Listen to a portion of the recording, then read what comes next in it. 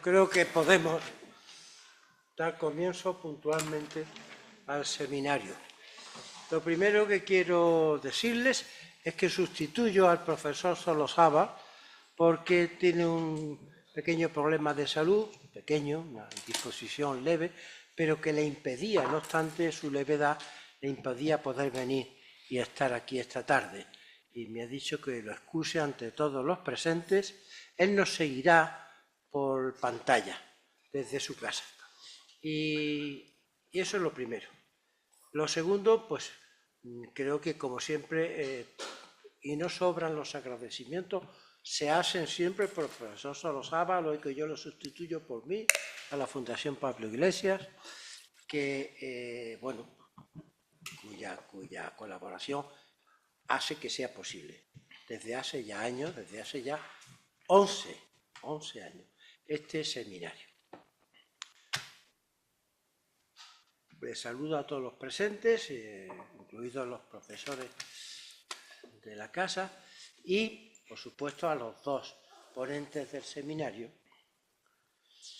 que, como las dos se llaman Víctor, hoy tenemos, al tener doble Víctor, tendremos Victoria, ¿no? Víctor y Victoria, en el seminario. Estoy seguro porque será un seminario estupendo. Hoy se va a tratar el título del seminario de Encrucijada constitucional en los Estados Unidos. De manera. 2 puntos, presidencia y tribunal supremo. Se trata, pues, de que nos hablen, ahora os diré, presentaré a las dos personas muy conocidas por gran parte de los presentes que nos acompañan. Se trata de que nos hablen de la situación actual del sistema constitucional norteamericano, especialmente ceñido al Tribunal Supremo norteamericano y las relaciones presidente-Tribunal Supremo norteamericano. Para ello tenemos hoy el enorme gusto y honor de contar con dos personas excelentes. Comienzo por mi derecha. Víctor Ferrer Escomella es catedrático de Derecho Constitucional de la Universidad Pompeu Fabra de Barcelona, pero además, y creo que lo puedo decir así porque es verdad, es uno de nuestros más reconocidos especialistas en la justicia constitucional en general y en especial en el sistema de justicia constitucional norteamericano, sin duda alguna. No solamente por sus libros pioneros de hace años, que se llamaba Justicia Constitucional y Democracia y que ha tenido sucesivas ediciones, sino porque además ha seguido publicando muchísimo sobre la justicia constitucional norteamericana, las sentencias del Tribunal Supremo y las relaciones Tribunal Supremo dentro del sistema político norteamericano. Realmente es una honra tenerlo aquí con nosotros a Víctor, al que además el grupo de profesores al que pertenezco lo tenemos como uno de nuestros amigos más queridos, y yo en especial. Y a mi izquierda, Víctor Vázquez Alonso. Víctor Vázquez Alonso es profesor de Derecho Constitucional en la Universidad de Sevilla y es una persona admirable, porque no solamente sabe de otras cosas, además de Derecho, algunas en las que somos próximos en esos gustos, sino que además tiene una obra estupenda de derecho sobre la libertad de expresión, sobre derechos, sobre muchas cosas, y un libro relativamente reciente, porque es de hace de 2018-2019, que se llama Derechos, Federalismo y Justicia Constitucional en los Estados Unidos de América. Bueno, como ven, qué dos mejores personas para hablar esta tarde. Ellos se han distribuido el trabajo, unos comentarán un tipo de decisiones del Tribunal Supremo y otros otras. Aunque el orden que aparece en el programa es primero Víctor Ferreres y después Víctor Vázquez, hemos acordado que primero hable Víctor Vázquez y que cierre el seminario Víctor Ferreres. Así es que, sin más, y agradeciéndole muchísimo en nombre del profesor Solosaba y yo creo que en nombre del área de Derecho Constitucional de la Autónoma, que estén con nosotros esta tarde, y otra vez gracias a nuestra querida amiga que hoy sustituye. Es un día de sustituciones. Yo sustituyo a Solosaba y tú sustituyes a Óscar, que está siempre presente con nosotros en esta tarea. Esta tarea que ya lleva 11 años y que está dando un resultado espléndido. Realmente este seminario está funcionando muy bien y gracias, por supuesto, Tomás Bastarreche, que hace, pues eso, de ejecutivo, coordinador y todos los demás para resolver toda la organización del seminario y que está aquí también en la mesa. Él no es sustituido por nadie hoy. Así es que, sin más, le doy la palabra a Víctor Vázquez Alonso para que nos hable lo que le parezca oportuno acerca del asunto de que se trata hoy. Bien, muchísimas gracias, Manolo, por la presentación. Gracias a la Fundación Pablo Iglesias y gracias, Tomás, por invitarme, con el profesor Solozábal, que no está aquí, pero siempre estoy muy agradecido de que cuente conmigo.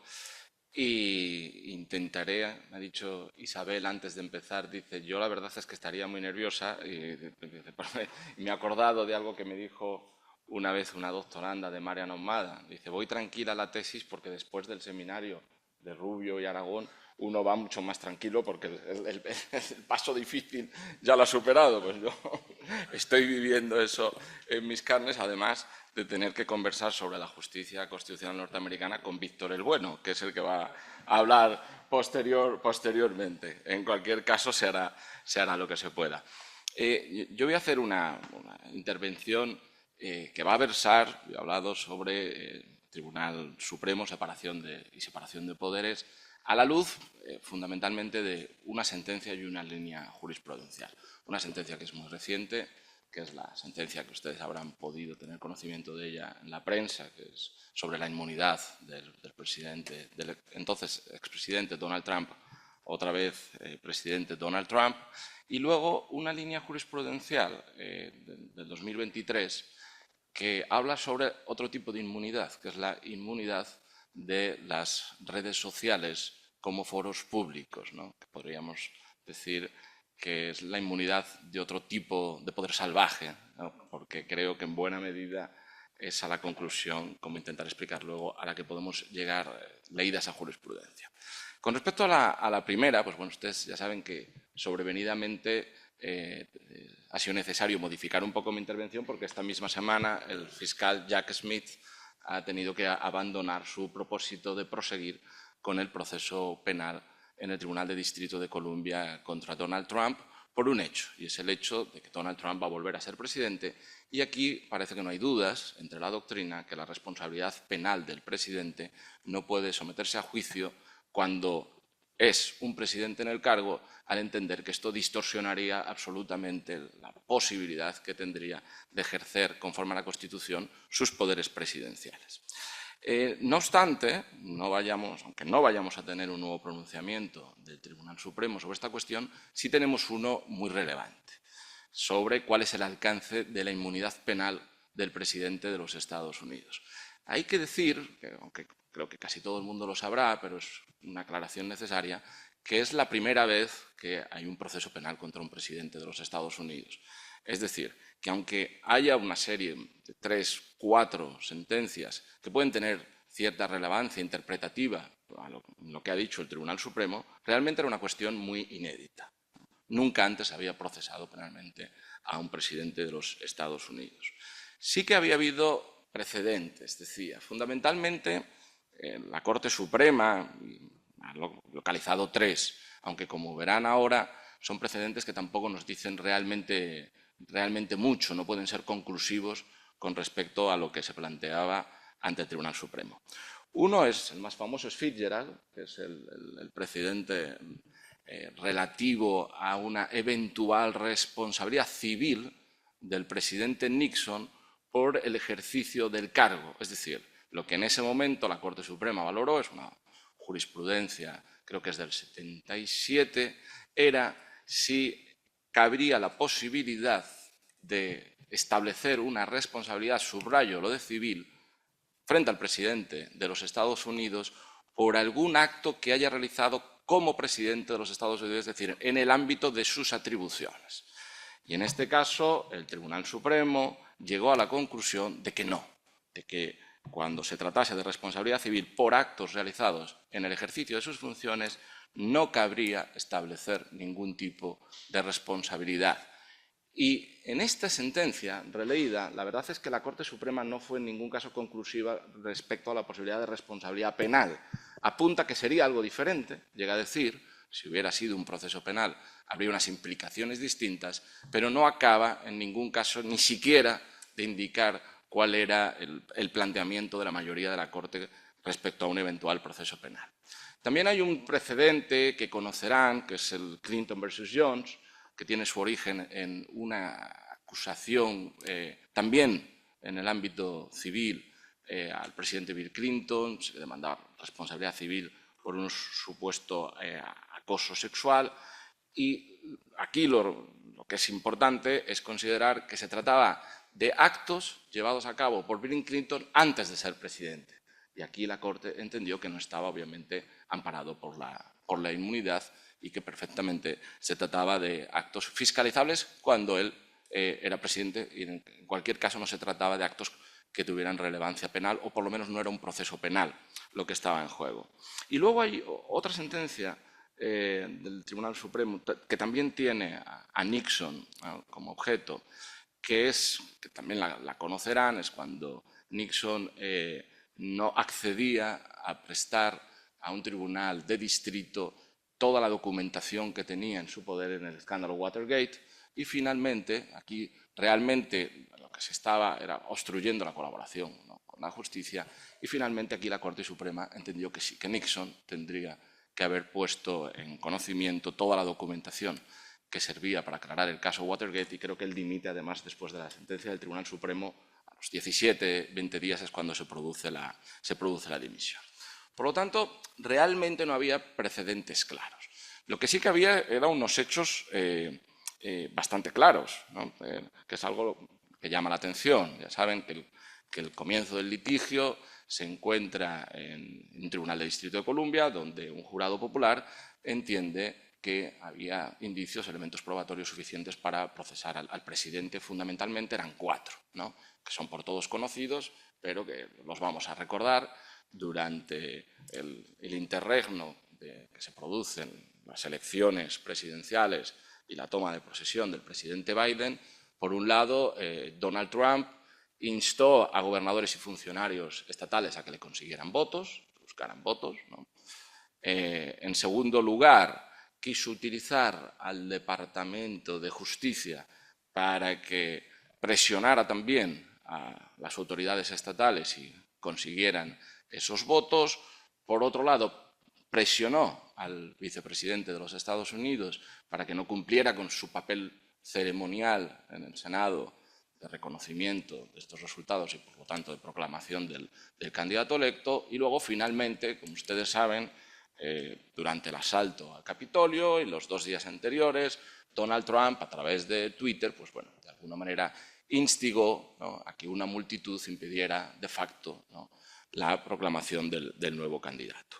Todos estos fueron actos que consideró el jurado que podían ser constitutivos de diversos tipos de conspiración, conspiración frente a procedimientos oficiales, un delito de conspiración frente a los derechos, el derecho al voto de los ciudadanos, y lo que básicamente aquí a lo que se agarró la defensa de Donald Trump es a que todos estos actos, en último término, eran actos que Donald Trump llevaba a cabo sobre la base de los poderes que la Constitución le confiere. Es decir, que eran actos en el ejercicio del cargo. Y que cuando se tratara de actos en el ejercicio de cargo, actos oficiales, no cabía ningún tipo de responsabilidad. ¿Por qué?, ¿no? ¿Cuál es el trasfondo de esta tesis tan fuerte? El trasfondo es la separación de poderes, en lo que intentan sustentar los abogados de Trump y en lo que la Corte Suprema va a poner el acento. Y digo la separación de poderes porque yo es algo que no conocía hasta que me he puesto a estudiar esto. En la Constitución norteamericana no hay inmunidad del presidente. Es decir, ningún artículo de la Constitución norteamericana reconoce la inmunidad del presidente de los Estados Unidos. Es más, yendo a las fuentes originalistas y al propio federalista, sobre todo hay un número, el número 70, que está escrito por Hamilton, que parece bastante expresivo en ese sentido, de que no se concibió al revés, en contra de lo que había sido la tradición monárquica de la inviolabilidad. Había una idea bastante clara de la posibilidad de fiscalizar, ¿no?, al presidente. Ahora bien, al mismo tiempo, es cierto que en la Constitución norteamericana, en el artículo 1, hay también una idea muy poderosa del poder ejecutivo como contrapoder, ¿no? Varios momentos de la sentencia, que es del presidente Roberts, se insiste en dos términos, creo, corrígeme Víctor, en conclusivo y preclusivo. El poder del presidente es conclusivo y preclusivo. Y esto es la esencia de la separación de poderes. Que en ese ámbito puro del poder ejecutivo él no tenga en ningún caso que estar pendiente de una fiscalización ni del Congreso, que no podría acotar esos elementos que definen la acción presidencial, ni tampoco del Poder Judicial. Aquí, como ya digo que hay pocos precedentes, hay uno que me llama la atención, porque la Corte lo cita, que fue el intento que hizo el Congreso después de la Guerra Civil de acotar el perdón presidencial que estaba concediendo de manera muy generosa y muy expansiva el general Ulises Urant a varios conspiradores contra la Unión. Y aquí la Corte Suprema, de manera inequívoca, dijo que eso era un atributo del presidente y que si el Congreso osaba regularlo, lo que estaba era difuminando la separación de poderes y la idea de una presidencia fuerte que estaba en la Constitución. Bien, este argumento de la importancia de reforzar y garantizar la fuerza del Poder Ejecutivo es, podríamos decir, la estructura de la sentencia de la Corte Suprema, en la que creo que hay implícitamente dos cosas, y que lo ha subrayado en un articulito que saca hace apenas unos días Hans Sunstein. Hay un cierto eco en la sentencia con la doctrina de las political questions y con la teoría del government speech. Es decir, que en estos actos de ejercicio del Poder Ejecutivo, la reacción, el control al que hay que esperar es el control bien del Congreso, bien de los medios de comunicación, la opinión pública, pero no el control de los jueces. Porque si los otros controles son perfectamente adecuados dentro del esquema de la separación de poderes, el poder de los jueces sería, el control de los jueces de este poder sería un control distorsionante. En cualquier caso, la sentencia, como obviamente el papel de la mayoría del tribunal no es un papel fácil, porque hay algo que en ningún momento se dice, pero yo le comentaba a Víctor, pero que es un elemento contextual que no se puede evadir, es que no se trata de delitos ejercidos, llevados a cabo por el presidente de los Estados Unidos en el ejercicio de su cargo, sino en un momento de transición. Eso no se puede obviar. Es decir, que se puede hablar de golpe de Estado, de intento de golpe de Estado, es precisamente porque toda esa estrategia que puso en marcha Donald Trump era para impedir la alternancia política. Es decir, esta no era una sentencia fácil.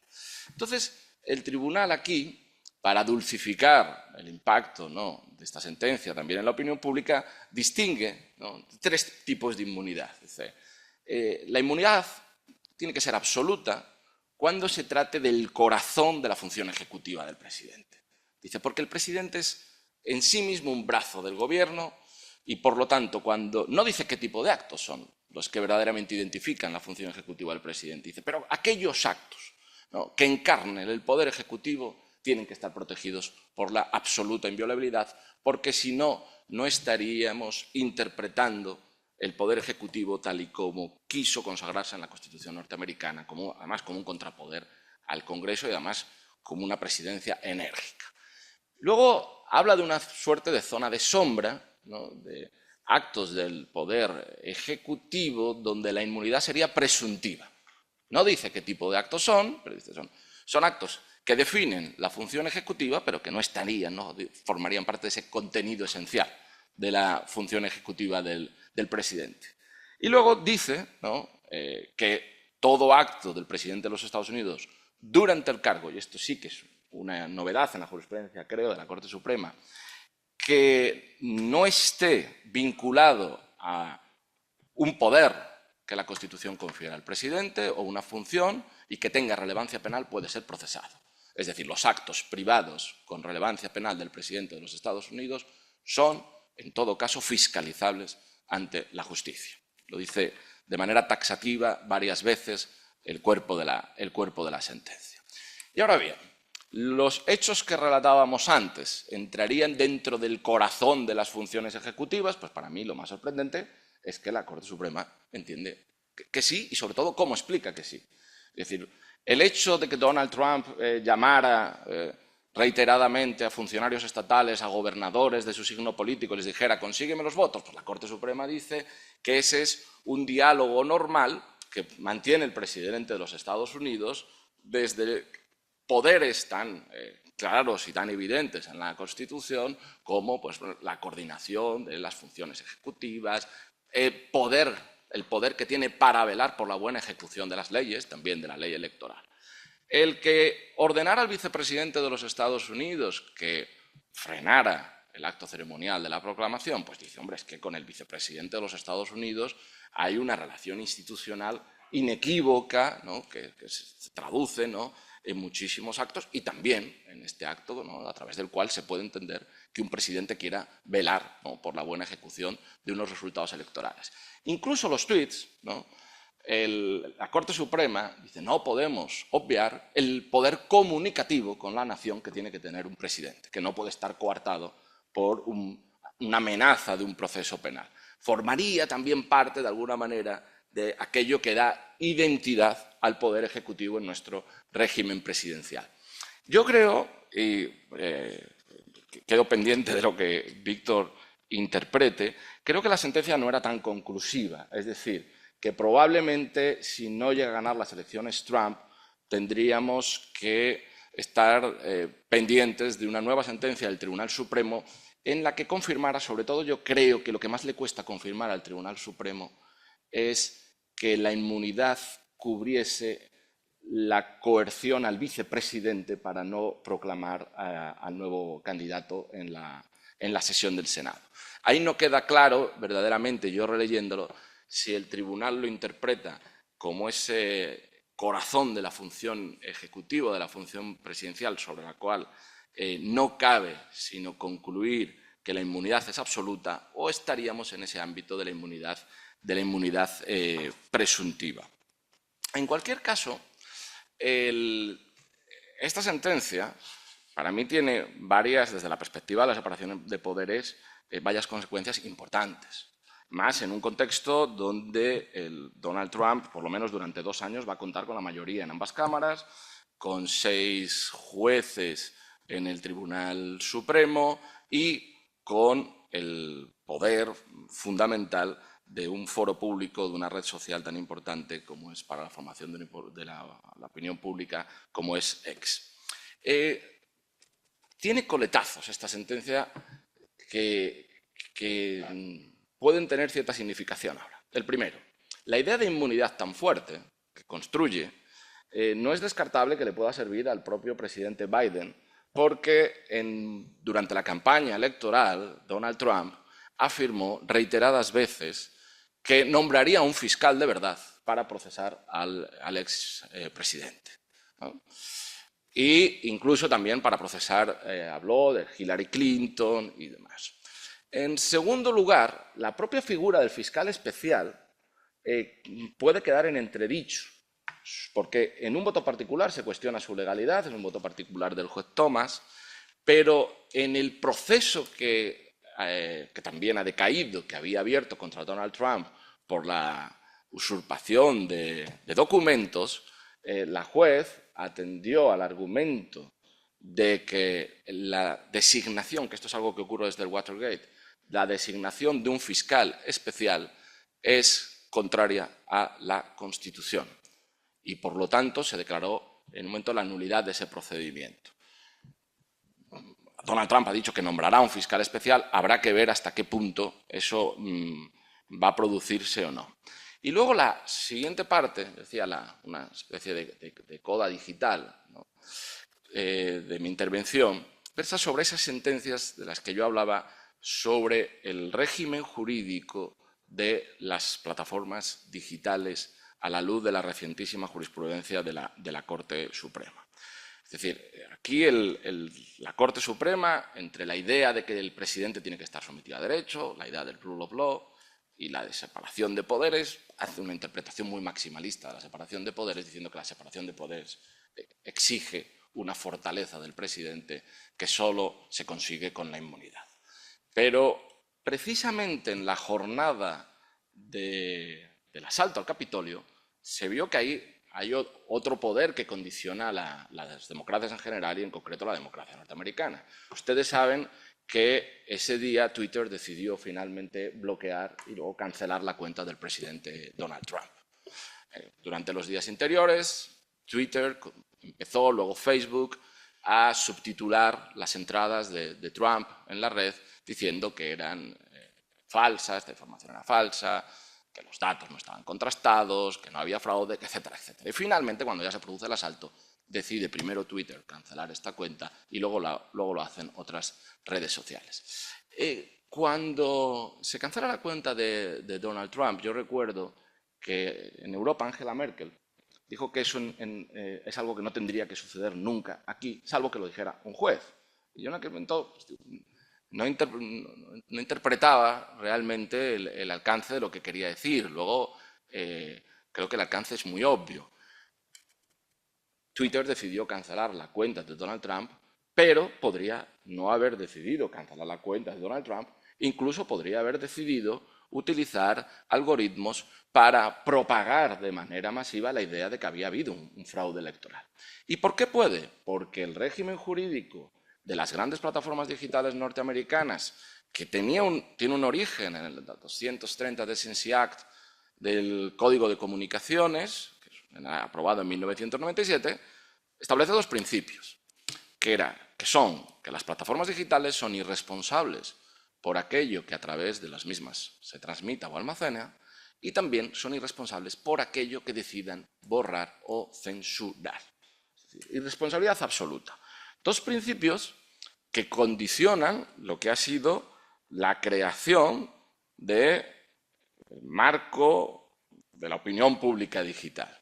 En principio son legales, es una ley del Congreso, y es curioso porque aquí la gran definición no ha procedido del límite de los derechos de estas corporaciones, no procede de una sentencia, como muchas veces ocurre en derecho norteamericano, sino que es el legislador federal. Y la cuestión que siempre estaba sobre la mesa es si estos dos principios son meros principios legales, a través de los cuales se ha podido crear Facebook, Twitter, etcétera, etcétera, o si forman parte del corazón de la primera enmienda, como defendían muchos abogados de las grandes corporaciones digitales. Las redes sociales están amparadas por la primera enmienda para eliminar el contenido que quiera, porque si se exige a las redes sociales que bloqueen contenido, que luchen contra la desinformación, etcétera, etcétera, estaríamos ante un caso de must carry speech o forced speech, les estaríamos obligando a decir algo que no quieren decir, y además la idea de que son irresponsables por lo que a través de ellas se transmita, es decir, que salvo que haya una sentencia de un juez que diga esto es contenido ilícito, ahí sí tendrían que retirarlo, pero cuando hay un contenido que puede ser ilícito, que genere un riesgo, pero no se puede demostrar que ellas tengan conocimiento, no cabe establecer ninguna responsabilidad, también muchos autores entendían que formaba parte del corazón de la primera enmienda. ¿Por qué? Porque si no, estas redes tendrían que estar monitorizando contenido y esto sería una suerte de efecto disuasorio para que determinadas opiniones surgieran o salieran a la luz. Claro, cuando llega Biden a la presidencia, lo que hay es en varios estados republicanos, en concreto se aprueba una ley en Texas, que es la que va posteriormente a ser objeto de un recurso que llega hasta la Corte Suprema, en la que dicen esto de que las redes sociales puedan eliminar el contenido que quieran y tener unas políticas editoriales no puede ser. Se aprueban leyes de neutralidad que exigían que en ningún caso las redes sociales eliminaran un contenido que no fuera ilícito, desinformación, por ejemplo. Otra cosa, ya digo, es que un juez haya determinado que se está vulnerando la propiedad intelectual, etcétera, etcétera. Exigían la neutralidad. Esto ha llegado a la Corte Suprema. Claro, desde la Academia Progresista, la sentencia que se esperaba era una sentencia que dijera no. Las redes sociales, por supuesto, pueden tener una política editorial, porque en aquel momento se entendía que el papel moderador de las redes sociales iba a poder beneficiar al Partido Demócrata. Lo que ha ocurrido es que la Corte Suprema ha dicho, efectivamente, que no cabe imponer a las redes sociales ningunos criterios de moderación estatal para el discurso que a través de las mismas se compartan, pero ahora, cuando la principal red social es propiedad del señor Elon Musk, esto supone que Twitter o cualquier otro foro público puede regirse con absoluta discrecionalidad. Es decir, que podría en otro asalto al Capitolio perfectamente mantener las informaciones engañosas e incluso, a través de su algoritmo, alentar la tesis de que ha habido un fraude electoral. Y sobre el otro principio, del que no tienen que ser responsables en ningún caso, salvo que tengan conocimiento de la ilicitud del contenido, otro litigio muy reciente en el que se trataba de la aplicación de la ley antiterrorista, porque según la ley antiterrorista que se aprueba después del 11 de septiembre, los ciudadanos de los Estados Unidos que hayan sido víctimas de un atentado terrorista en el extranjero pueden demandar responsabilidad civil frente a aquellos actos que hayan servido para propagar ideas terroristas, aunque haya habido una causalidad remota entre unas determinadas declaraciones, publicaciones y la comisión de los actos terroristas. Aquí ocurrió que en los atentados de París del Batacán mueren asesinados ciudadanos estadounidenses. Se demuestra en el proceso que los terroristas habían accedido, ¿no?, a la célula en concreto a través de vídeos de YouTube. Se habían, ¿no?, radicalizado a través de YouTube y entonces se demanda a YouTube para que YouTube tenga responsabilidad civil. Y aquí, de nuevo, la Corte Suprema viene a afirmar la irresponsabilidad, una irresponsabilidad que ya no solo cifra en la 203 de la Decency Act, sino en el propio corazón de la primera enmienda.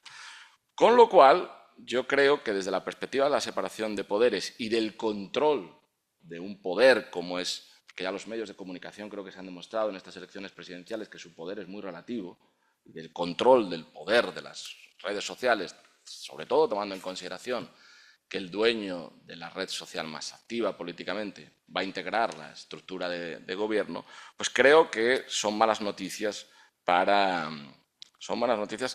la idea del control de los poderes, que se pueden agudizar si Donald Trump decide algo que creo que es muy probable. Hay procesados por el litigio principal de varios colaboradores suyos de la toma de documentos, a los que probablemente otorgue el perdón y muy probablemente Donald Trump use su facultad de perdonar, que según la sentencia es el núcleo de la función presidencial, para perdonarse a sí mismo. Esto es algo que fácilmente se pueda producir. Pues después de esta optimista intervención sobre el futuro del control del poder y la división de poderes en Estados Unidos, yo ya creo que he concluido, profesor.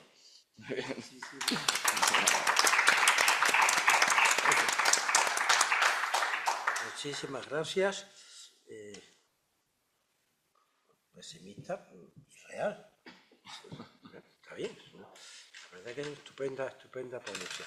Ahora ya tiene la palabra pues el siguiente ponente, Víctor Ferreres.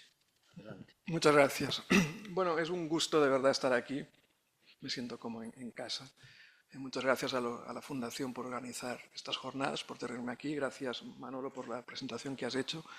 Y es un honor conversar con mi tocayo, Víctor, que sabe muchísimo sobre la jurisprudencia de la Corte Suprema. Entonces, bueno, como esto es un poco un seminario, se trata de compartir ideas e información en un breve tiempo para luego en el debate enriquecernos todos, unos a otros.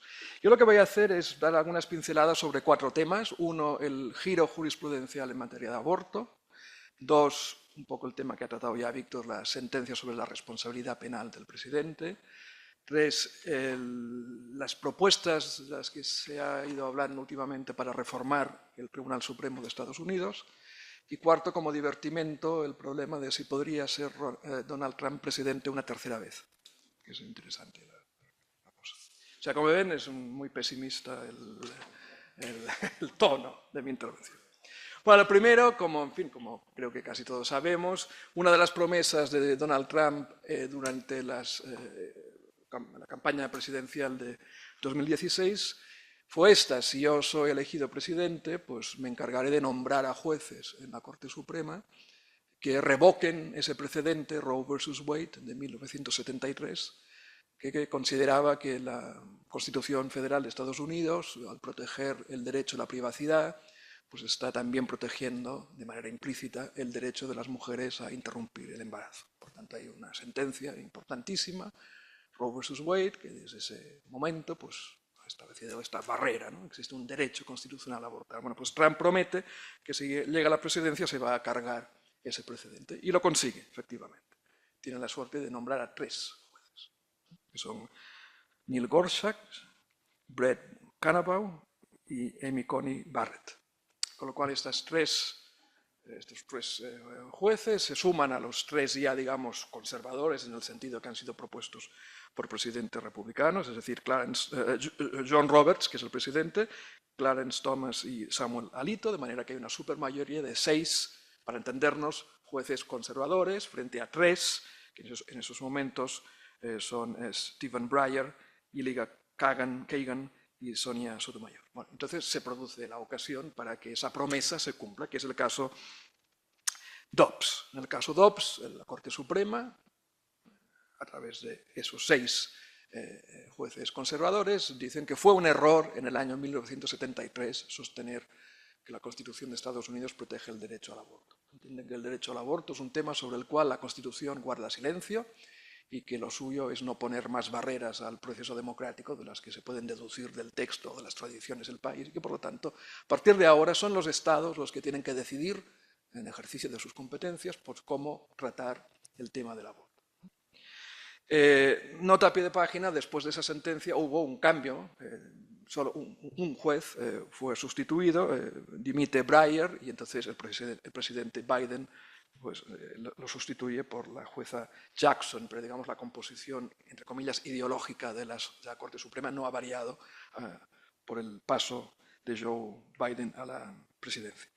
Entonces, la situación que se produce, por lo tanto, es que como consecuencia de la sentencia Dobbs, digamos, la pelota está en el tejado de los estados. Y esto quiere decir pues, que cada estado puede legislar en materia de aborto de la manera que le parezca más justa, sin tener la barrera del precedente Roe versus Wade. También pueden los jueces estatales, por ejemplo, invocar la Constitución de su estado e interpretar que el principio de igualdad o el derecho a la privacidad incluye el derecho a abortar. El hecho de que el Tribunal Supremo interprete de una manera la Constitución Federal no impide a un juez estatal interpretar exactamente las mismas cláusulas abstractas de la Constitución estatal en una dirección distinta, ¿no?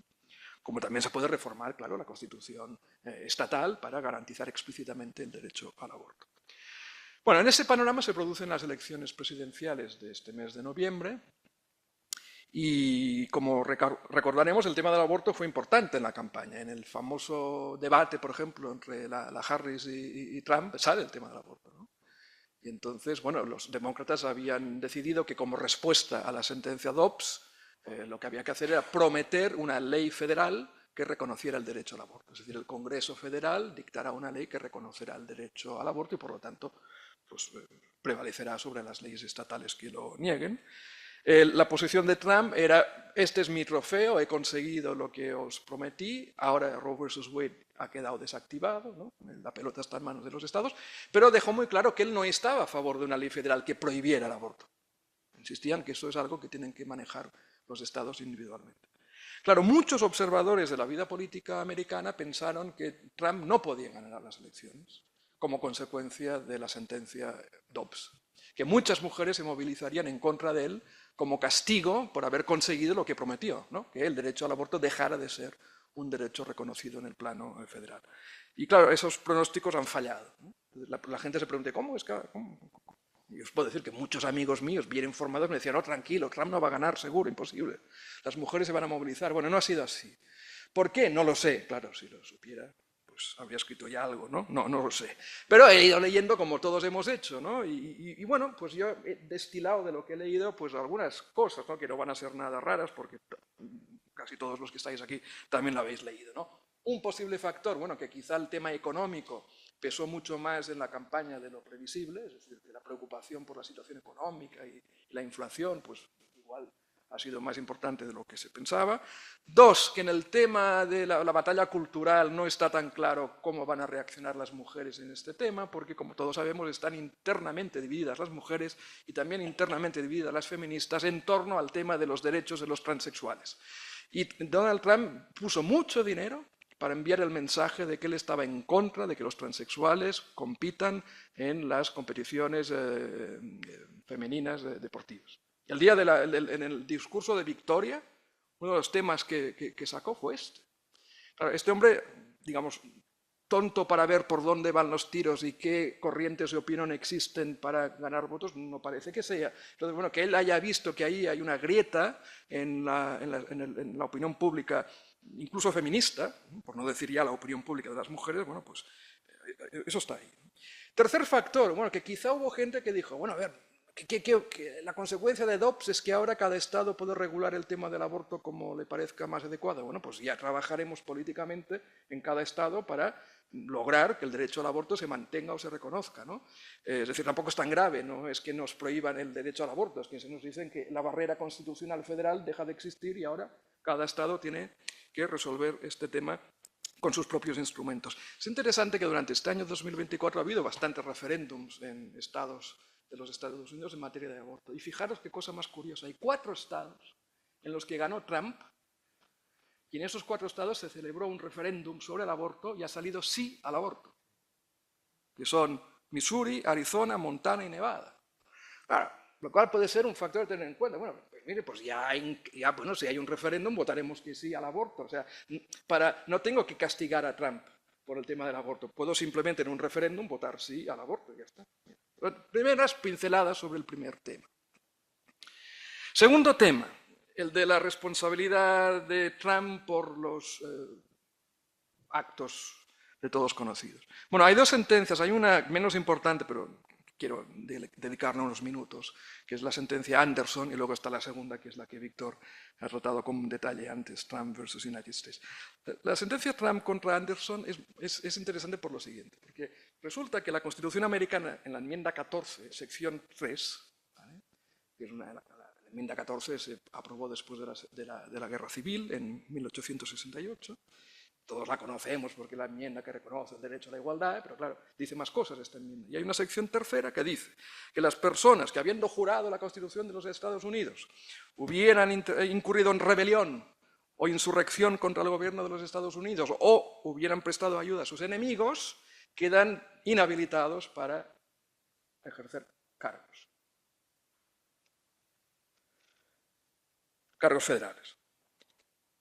Entonces, claro, el common law es estupendo, es una forma de la capacidad de redactar las sentencias, de enseñar en la facultad de Derecho con casos y tal, pero tiene un gran defecto el common law, y es que no se leen los textos. Yo os puedo garantizar que la inmensa mayoría de profesores de Derecho constitucional, no digo penal, civil, no, la inmensa mayoría de profesores de Derecho Constitucional de los Estados Unidos, incluidos mis amigos que son bastante listos, en su vida habían leído la sección tercera de la enmienda 14, por la sencilla razón de que en su vida han leído la Constitución americana de arriba abajo. Eso que vais a creer que es un abutar para no dormirse. Os lo prometo por mi santísima madre. Ningún profesor de Estados Unidos, bueno, sí, sí, alguno, historiadores, gente rara, pero en general profesores de importantísimas facultades del derecho, que hayan leído alguna vez de cabo a rabo el texto constitucional, no lo sé. Entonces, cuando después de los hechos de enero en el Capitolio, alguien empezó a decir, es que está la sección tercera de la enmienda 14. Entonces todos veían la sección tercera de la enmienda 14. ¡Ah, es verdad! Si ha habido insurrección o rebelión, entonces resulta que no puedes acceder a un cargo federal, entonces, bueno, esto se podría aplicar a Trump, ¿no? Ah, bueno, pues sí, no, sí, tal, bueno, pues esto viene de la Guerra Civil, pero ¿se puede aplicar ahora? Bueno, claro, esto está pensado para los que se rebelaron contra la Constitución y se inició la Guerra Civil con la secesión de los estados del sur, ¿no? Quizá no para ahora. Bueno, pues está escrito ahí todavía, ¿no? Bueno, pues tal, ¿por qué no se lo aplicamos a Trump? Bueno, sí, total, que un Tribunal Supremo de Colorado, dice que efectivamente, que el señor Trump no se puede presentar a las primarias para las primarias para ser candidato presidencial, en el estado de Colorado, porque en virtud de la sección 3 de la enmienda 14, una persona que ha incurrido en rebelión e insurrección contra los Estados Unidos no puede aspirar o acceder o ejercer un cargo. Bueno, claro, el caso llega al Tribunal Supremo de Estados Unidos. Entonces, por unanimidad, los jueces dicen, bueno, esto sería un caos, o sea, sería un caos que cada Estado pudiera aplicar directamente este precepto constitucional. Todos los jueces entendieron que solo el Congreso Federal, a través de la legislación correspondiente, puede implementar, para decirlo de algún modo, este precepto constitucional y que, por lo tanto, los Estados no tienen título para, digamos, aplicar directamente esta norma constitucional. Bueno, eso es interesante porque fue unánime la decisión y, por lo tanto, se anula, se revoca la decisión de la Corte Suprema de Colorado, que había sostenido que esta norma constitucional impide a Trump presentarse a las primarias o concurrir para el cargo de presidente. Mucho más polémica es la sentencia que ha tratado Víctor, y un poco voy a añadir simplemente, bueno, alguna información adicional, porque seguramente es de los temas más preocupantes en estos momentos, ¿no? Las consecuencias de esta sentencia para Estados Unidos y para el resto del mundo, de algún modo, ¿no? Bueno, como ha explicado Víctor, el contexto es, bueno, el gran jurado imputa a Trump una serie de cargos penales y los abogados dicen que está su cliente cubierto por la inmunidad penal, el caso llega al Tribunal Supremo, el Tribunal Supremo se divide 6-3. Los 6, entre comillas, conservadores sostienen, como ha explicado Víctor, y recordaré y diré algo más, que hay una inmunidad penal que protege al presidente, y los 3 votos progresistas, ¿no?, de las 3 juezas, Sotomayor, Kagan y Jackson, sostienen que es un disparate lo que la mayoría ha hecho. Poco voy a añadir de lo que ha dicho Víctor, simplemente unas cositas en cuanto a lo que dice la mayoría. Extraña esta idea de que hay actos oficiales de 2 tipos. Actos oficiales que están en el corazón de los poderes del presidente, en los cuales en absoluto puede intervenir la ley penal y por lo tanto inmunidad penal absoluta, y ponen 2 ejemplos, ¿no? El de la inmunidad, el de los indultos, que va por lo que tú dices seguramente, y luego ponen, por ejemplo, que cuando el presidente puede cesar libremente a un cargo, pues lo cesa libremente en ejercicio del corazón de sus poderes. Entonces, hay una crítica interesante del voto particular de la jueza Jackson que dice, o sea, que si el presidente quiere cesar a uno de estos poniéndolo veneno en el café y lo mata, inmunidad penal, porque entra en la esfera de la cesación. Sería absurdo, ¿no? Pero bueno, hay ese tipo de acto absolutamente inmune, y luego está el resto de actos oficiales. Bueno, y respecto del resto de actos oficiales, la Corte Suprema dice, estos actos que no son los que pertenecen al núcleo, estos otros actos oficiales son actos que tienen una inmunidad como mínimo presuntiva, pero quizá absoluta. Es posible que sea absoluta, pero como mínimo es presuntiva. Y el Tribunal Supremo todavía no sé si es presuntiva o absoluta, otro día lo diré.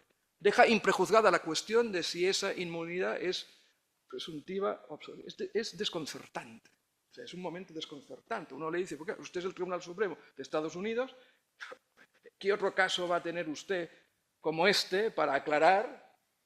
¿No? Porque es usted el que ha distinguido entre actos que pertenecen al núcleo y el resto, ¿no?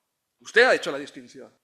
Pues si usted ha hecho la distinción, si no le importa, nos puede acabar de detallar la consecuencia de la distinción y dice, bueno, la consecuencia es que lo primero es inmunidad absoluta y lo segundo no lo sé todavía. ¿Es absoluta o quizá presuntiva? Pero como mínimo presuntiva. Bueno, no sé, es raro. Pero bueno, ¿y qué quiere decir presuntiva? Quiere decir que hay una presunción de inmunidad que puede ser derrotada, digamos. Si quien pretende la aplicación de la ley penal demuestra, la carga la tiene ese, demuestra que aplicar la ley penal no entrañaría ningún peligro de intrusión en la autoridad y funciones del Poder Ejecutivo. Es de una vaguedad esta cláusula realmente notable.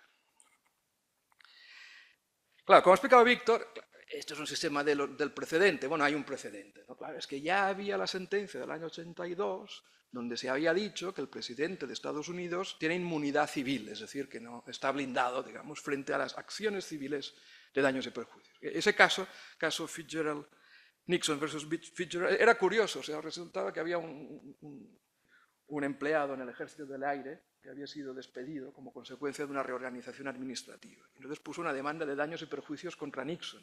Págueme usted la indemnización por los daños que me ha causado, que yo ya no estoy en este puesto de trabajo. Claro, los jueces dijeron, el presidente no va a pagar de su bolsillo dinero a un ciudadano afectado por una decisión que el presidente ni siquiera había aprobado.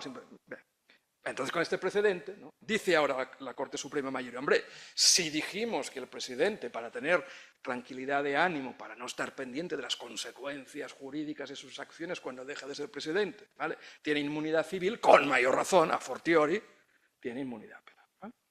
Y como ha explicado Víctor, bueno, se hace un poco de examen de los actos y se deja esto en manos del Tribunal de Distrito y efectivamente habría que ver si ahora no fuera presidente qué habría ocurrido. Quiero dedicar unos minutos, y tranquilos que los dos temas que vienen después son mucho más breves, a ver el voto particular de las tres juezas, de Sotomayor, Kagan y Jackson, que a mí me parece que está muy bien ese voto particular, a mí me parece muy convincente. Para simplificar, yo podría distinguir aquí 7 argumentos que dan las tres juezas para decir se equivoca la Corte Suprema diciendo que los actos oficiales están protegidos, cubiertos por la inmunidad como mínimo presuntiva, ¿no?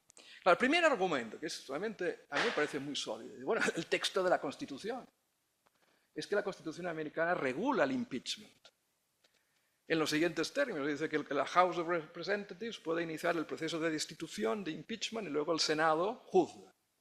Y dice la Constitución que si el Senado condena, convicts, ¿no?, se considera que efectivamente la persona, en este caso el presidente, ha incurrido en esos delitos graves, pues se le declara culpable, la consecuencia es que pierde el cargo y queda inhabilitado para el cargo. Solo eso. Esa es la única consecuencia de haber juzgado que el presidente ha incurrido en esa responsabilidad penal. Y dice la Constitución, sin perjuicio de que podrá ser sujeto de la responsabilidad penal de acuerdo con la ley. Es decir, el impeachment se limita, en cuanto a sus consecuencias, a ser un mecanismo para hacer cesar e inhabilitar al presidente, sin perjuicio de la responsabilidad penal que vaya a tener por los delitos que haya cometido, aplicándosele otras sanciones de acuerdo con la ley general y, evidentemente, por los tribunales ordinarios. Más claro que el agua. Los que hicieron la Constitución daban por sentado que no tenía inmunidad penal el presidente, porque si no, esta cláusula no tendría ningún sentido. Segundo argumento. Bueno, como decía Víctor, hay que citar en algún momento a los padres fundadores, ¿no? Alexander Hamilton, que, entre otras cosas, dijo: Estados Unidos no es como el Reino Unido. En el Reino Unido tienen a un rey que es sagrado e inviolable. En Estados Unidos hemos fundado una república donde el presidente de Estados Unidos está sujeto a la ley como cualquier ciudadano y está sujeto a los tribunales ordinarios como cualquier ciudadano, también en materia penal. Bueno, es olvidar las esencias de la democracia americana, venir ahora a decir que el presidente goza de inmunidad. Tercer argumento, el Watergate. El presidente Nixon dimitió. Y entonces, más tarde, quien fue presidente, el presidente Ford, perdonó a Nixon por el escándalo del Watergate. Bueno, si perdonó a Nixon es porque se daba por sentado que de lo contrario podría ser una persona que incurriera en responsabilidad penal, ¿no? ¿Cómo se va a perdonar a efectos penales a quien está inmune? Evidentemente. Por tanto, cuando ocurrió el Watergate, había un consenso en el sentido de que el presidente carecía de inmunidad, porque si no, no se comprendería por qué el presidente Ford le perdonó. Cuarto argumento. Bueno, lo que dijeron los propios abogados de Trump durante el segundo impeachment de Trump. Porque cuando el segundo impeachment de Trump, en el que se le acusa de rebelión, digamos, por lo que ocurrió en el Capitolio, los abogados de Trump dicen: vamos a ver, si ustedes, senadores, consideran que no es culpable Trump, eso no quiere decir que Trump esté por encima de la ley, porque luego podrá ser juzgado por los tribunales ordinarios aplicando la ley ordinaria. O sea, los propios abogados de Trump daban por sentado que no tenía inmunidad en el discurso, en la argumentación que desplegaron en el Senado cuando defendieron a su cliente ante los senadores. Quinto argumento. Claro, dicen que estas tres jueces. Es verdad que tenemos ese precedente, Fitzgerald, que dice que el presidente tiene inmunidad civil, pero claro que hay diferencias significativas entre la inmunidad civil y la penal, ¿no? Primero, la inmunidad civil tiene todo el sentido del mundo. El presidente, con sus actos, puede afectar a millones de personas. Va a haber millones de personas que podrán sostener que sus intereses están afectados ilegalmente y podrían iniciar acciones civiles indemnizatorias contra el presidente. El presidente, si supiera que el ejercicio de sus funciones puede desencadenar toda esta avalancha de acciones civiles, no podría actuar correctamente. Pero las acciones penales son distintas. Ahí hay un monopolio en manos del fiscal. En Estados Unidos, como en muchos países, solo el fiscal puede ejercer la acción penal. Y luego hay una serie de filtros. Por ejemplo, el gran jurado tiene que intervenir como filtro inicial para establecer si se imputa o no. Y luego el estándar probatorio es mucho más exigente en materia penal que en civil. Es decir, consideran estas tres juezas que no es correcto decir que sí hay inmunidad civil, con mayor razón tiene que haber la penal. No, hay una distinción básica que establecer entre la civil y la penal. Por lo tanto, consideran que es justo mantener la inmunidad civil, pero no es justo establecer ahora la inmunidad penal. Sexto argumento. Bueno, si hasta ahora los presidentes han obrado siempre en la creencia de que podían ser responsables penales cuando dejaran la presidencia. No se puede decir que la historia de Estados Unidos se caracterice por la historia de la timidez presidencial. No parece que estos presidentes que hemos tenido durante más de 2 siglos se haya notado sus temores a actuar de acuerdo con lo que les parecía correcto por miedo, ¿verdad?, a bueno, pues decir que hemos de establecer la inmunidad penal porque de otro modo serán tímidos, bueno, no encaja con la historia que tenemos, donde todos estos presidentes daban por supuesto que podían ser responsables penales y aún así ejercieron sus cargos pues, con arrojo. Y último argumento, el séptimo, bueno, hay un interés público muy fuerte, muy poderoso, de mucho peso, en aplicar la ley penal, que es muy superior al interés público en que las acciones civiles de indemnización se puedan ventilar en los tribunales. Por lo tanto, al hacer la ponderación, digamos, de intereses, bueno, hay que tener en cuenta que el interés en aplicar la ley penal es un interés muy importante. Bien, en todo caso, esto es lo que dicen el voto particular, pero la sentencia es la que es. 6 magistrados entienden que, con algún límite, el presidente goza de inmunidad penal. Respuesta del presidente Biden cuando se tiene noticia de esta sentencia, bueno, una respuesta muy razonable. Bueno, reformemos la Constitución de los Estados Unidos para que quede claro que el presidente no goza de inmunidad penal, ¿no? Y esto los americanos saben hacerlo. El nombre de la enmienda es No One is Above the Law Amendment, que suena muy bien. ¿Quién va a estar en contra de No One is Above the Law Amendment? ¿No? Pues sí, tienes que votar que sí. Bueno, creo que en nuestra vida no vamos a ver esa amendment, pero bueno, ahí está la propuesta. ¿Peligrosa esta sentencia, me parece a mí? Sí, no solamente por lo que pueda pasar en Estados Unidos. Ahora Trump va a ejercer su segunda presidencia sabiendo, ahora sí que es inmune. Entonces esto le va digamos, a desinhibir todavía más. Sino para el resto del mundo. Claro, hay regímenes autoritarios en el resto del mundo que van a tomar nota de lo que pasa en Estados Unidos y dirán, bueno, inmunidad penal para nuestro presidente, porque si en Estados Unidos, que son una maravillosa democracia, la Corte Suprema ha dicho que el presidente es inmune, pues nuestro presidente también, ¿no? O sea, un mal ejemplo para el resto del planeta.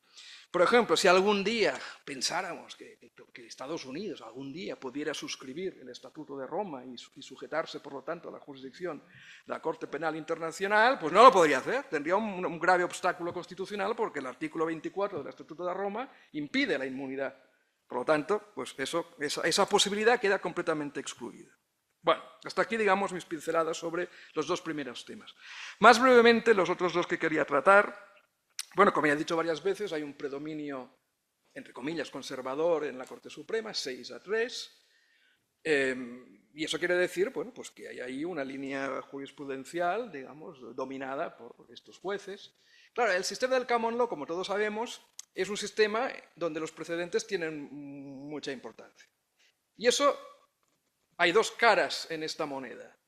Por un lado, estos jueces, llamémosles conservadores, que tienen la mayoría y que se puede incluso consolidar esta mayoría con nuevos nombramientos que haga Trump, no lo tienen tan fácil para desmantelar todo el legado liberal que viene del pasado. O sea, no es tan fácil desmantelar los precedentes, porque tienen su fuerza normativa.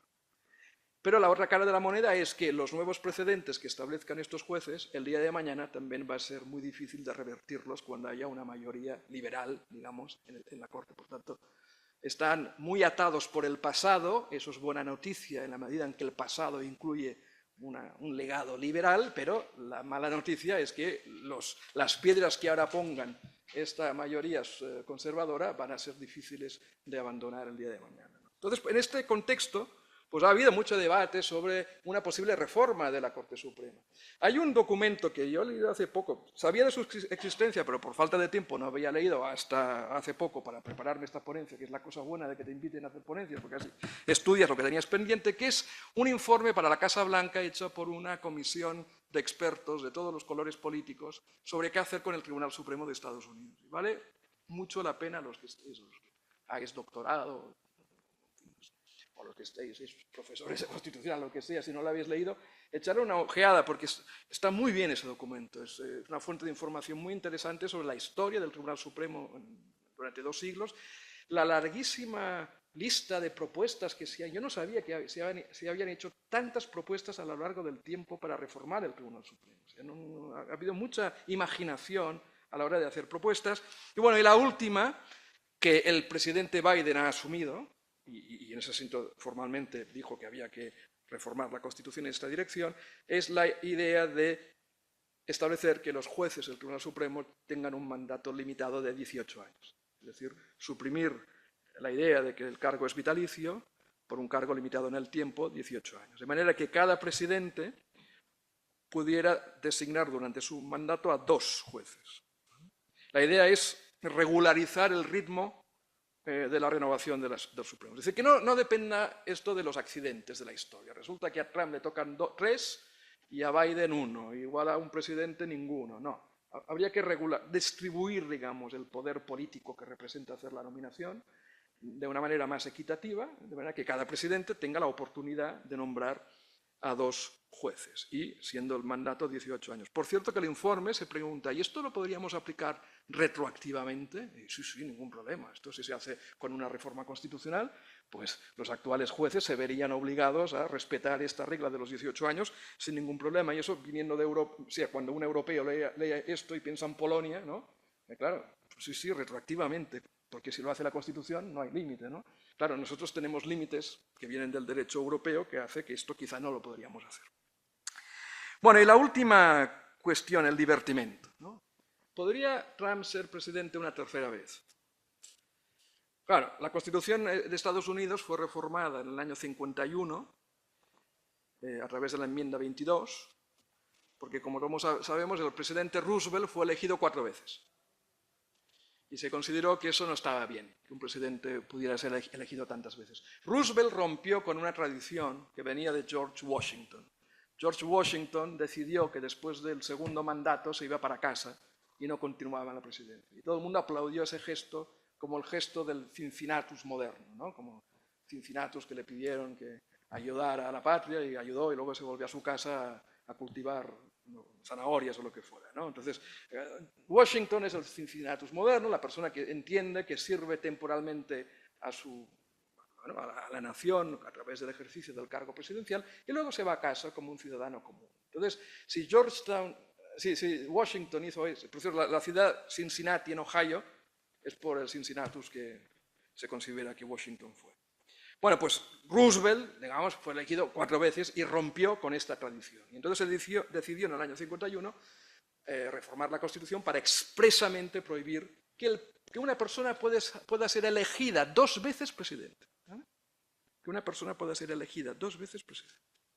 Bueno, pues es imposible, ¿no?, que Trump sea elegido una tercera vez. Bueno, pues hay aquí 3 posibilidades. Son locas todas, pero como nuestro mundo es loco, pues también hay que presentar todas las locuras posibles. Locura relativa. Primera idea. Bueno, vamos a ver, esta enmienda 22 es inválida, porque va contra el principio democrático. ¿Cómo una persona no se puede presentar una tercera vez? Por el hecho de que haya sido elegido 2 veces. ¿Pero esto qué es? En una democracia, pues oye, libertad absoluta para presentarse como candidato, y si uno goza del respaldo popular, ¿por qué no?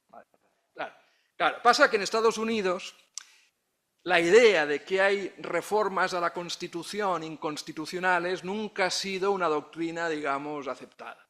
Aunque la Constitución originariamente establecía límites a la reforma. Uno, en materia de tráfico de esclavos, y dos, que sigue vigente, no se puede privar a cada Estado de su igual representación en el Senado.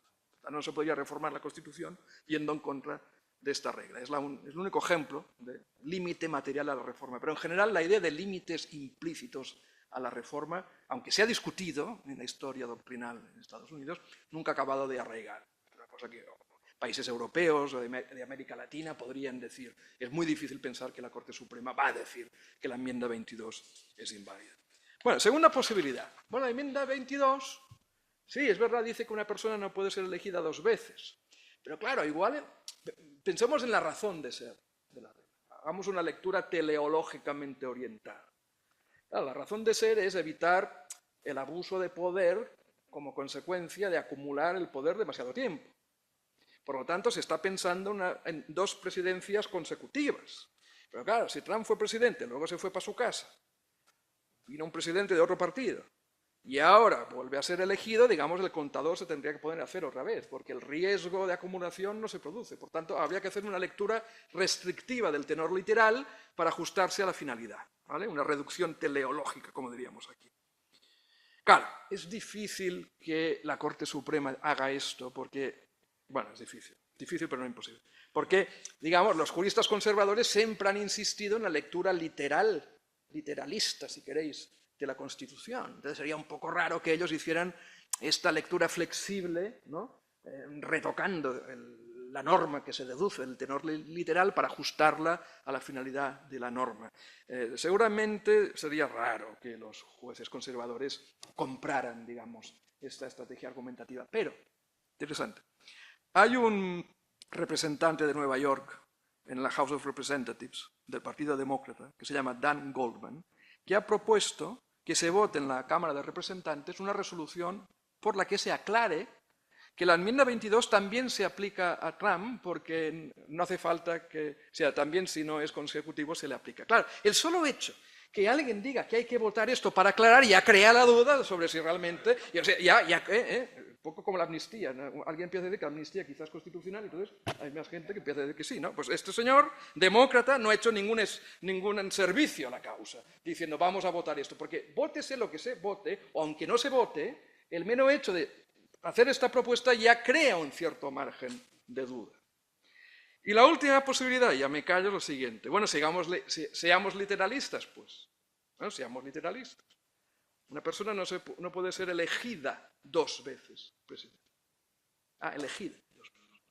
Bueno, pues por ejemplo, Trump se podría presentar a la vicepresidencia. Viniendo en tren se me ha ocurrido que podría poner de candidato a la presidencia a su hijo. El presidente, entonces renuncia al presidente, el vicepresidente se convierte en presidente y se cumple con la enmienda 22, porque esa persona no ha sido elegida 2 veces presidente. Es presidente 3 veces, pero la tercera vez no por elección, sino por un mecanismo distinto a la elección. Diréis, bueno, esto es un fraude. Claro, es un fraude si miras a la finalidad de la norma, claro. Pero entonces volvemos a lo de antes. ¿Miramos la finalidad de la norma o no miramos la finalidad de la norma? ¿No? Bueno, no sé qué va a pasar, pero como ejercicio para los alumnos, caso práctico, coja la enmienda 22 y pregúntese si Trump podría ser presidente tercera vez. No deja de ser un ejercicio curioso. Pero bueno, también no deja de ser dramático que nos estemos preguntando si Trump puede ser presidente una tercera vez. O sea que... Bueno, me callo aquí y espero que esto haya servido para complementar un poco lo que decía Víctor y para abrir el debate.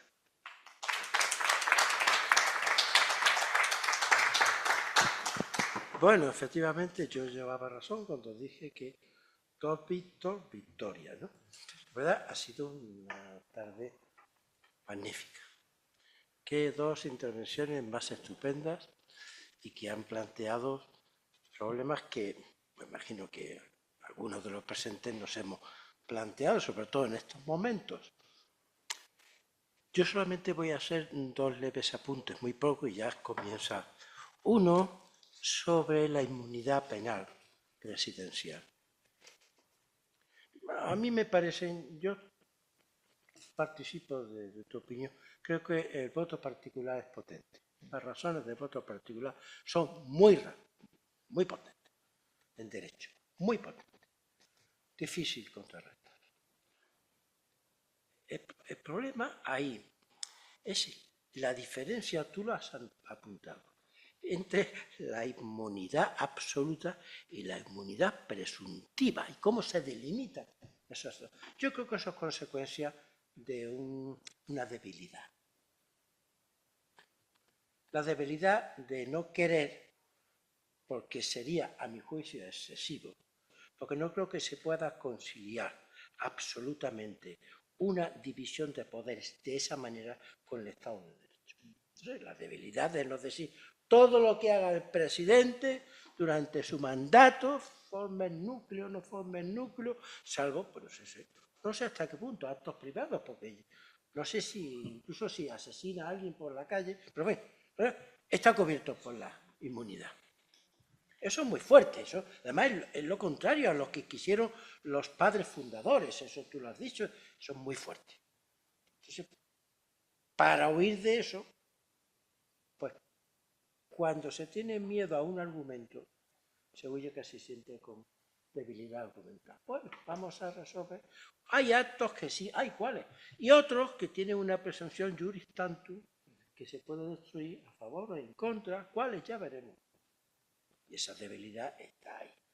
Porque ir a lo máximo, predicar la absoluta irresponsabilidad penal del presidente durante el ejercicio de su mandato, yo creo que supera la concepción del sistema constitucional norteamericano, que ha pasado a la división de poderes, pero también el Estado de Derecho. Es muy difícil. Y el otro apunte es, yo creo que, a mi juicio, yo no soy autoridad en esto en absoluto, pero sí me he planteado a veces el sentido de la enmienda 22. Yo creo que con su sentido más razonable, más de acuerdo con la finalidad que tuvo esa enmienda, es la de que se refiere a mandatos consecutivos. Esa es mi opinión. No solamente porque se pueda burlar, sino mediante un subterfugio, sino porque creo que eso es lo que se corresponde con la finalidad de la misma y lo que suele estar siempre en la raíz de todas las polémicas iberoamericanas sobre la ampliación de mandatos, etcétera, en Colombia y en otros sitios. Y por último, tú has hecho un apunte que es muy pertinente, referido ya no a Estados Unidos, sino a los países miembros de la Unión Europea. Los países miembros de la Unión Europea, si quieren permanecer en el seno de la Unión, pueden ir. Tienen límites materiales a la reforma constitucional introducidos por el derecho de la Unión. Eso a mí me parece claro, de toda claridad. Y yo os digo más, porque esto ha sido una cosa, una fiesta. Una fiesta. No sé si sería posible que los respectivos textos, arreglándolos como quisierais, me los dierais para publicarlos en la Revista Española de Derecho Constitucional, si son amplios como estudios y si no son tan amplios como notas, porque está muy bien. Eso lo dejo a vuestra libertad. Y ya se abre el debate.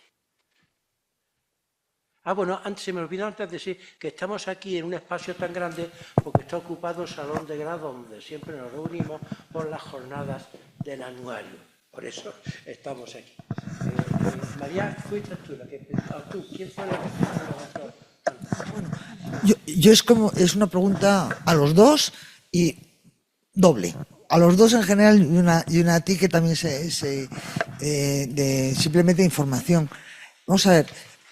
A lo largo de la historia del Tribunal Supremo de los Estados Unidos ha tenido momentos para arriba, momentos para abajo, etcétera. Entonces, lo que me gustaría saber es cuál, en vuestra opinión, es la opinión en general pública respecto del tribunal. Es decir, parece como que tiene, como nuestros tribunales, una caída en picado de su autoridad y de la consideración, ¿no? que se tiene en el público, por lo menos, bueno, que iba a decir, eso es lo que dicen mis amigos norteamericanos, pero claro, son todos los que piensan como yo, con lo cual eso no vale.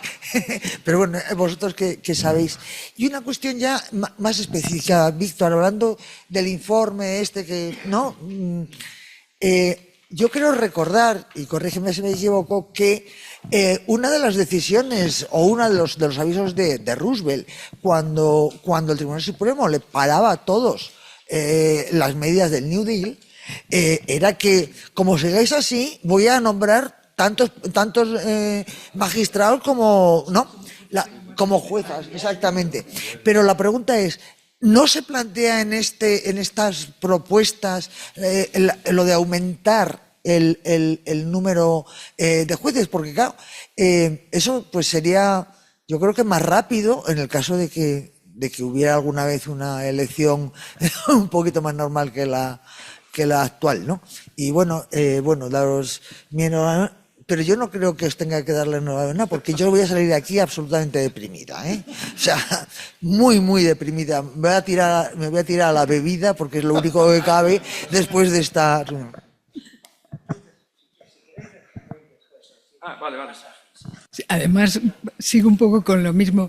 Yo creo que al final, con vuestras estupendísimas presentaciones, lo que queda claro es que el Tribunal Supremo es un órgano, si no directamente político, absolutamente dependiente de la política, y que la manera que tiene el presidente de Estados Unidos de hacerse con el poder de controlar la Constitución es nombrar jueces del Supremo. O sea, ese es el gran poder y esa es la trampa también por la cual Obama no nombra a la sucesora de la jueza Ginsburg y pasa ahí a nombrar un juez extra Trump, y eso lo cambia todo y lo va a cambiar, como dice Víctor, por mucho tiempo.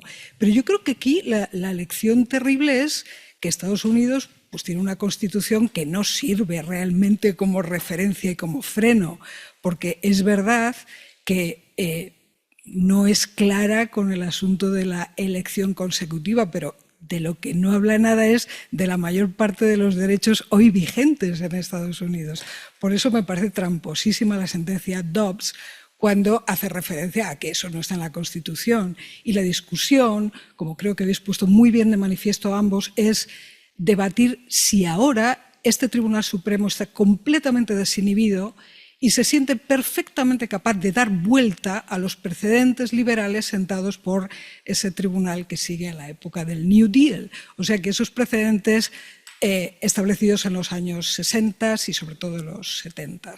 Entonces, bueno, pues a partir de ahí lo que tenemos es ese problema de una Constitución que no funciona como nosotros entendemos que debe funcionar una Constitución. Y finalmente, el documento de lo de la reforma. Yo quisiera quizá establecer ahí un poco las perspectivas en contraste de que mientras Biden propone a esa comisión presidencial para la reforma del Tribunal Supremo, que sí que estoy de acuerdo contigo que es muy interesante, bueno, ¿qué reformas deberían seguirse para eliminar la agenda política de la Corte Suprema? Porque eso es lo que aparece en el primer momento, o sea, esa es la finalidad, cortar esa agenda política del tribunal, que además compite con la del presidente en ese momento.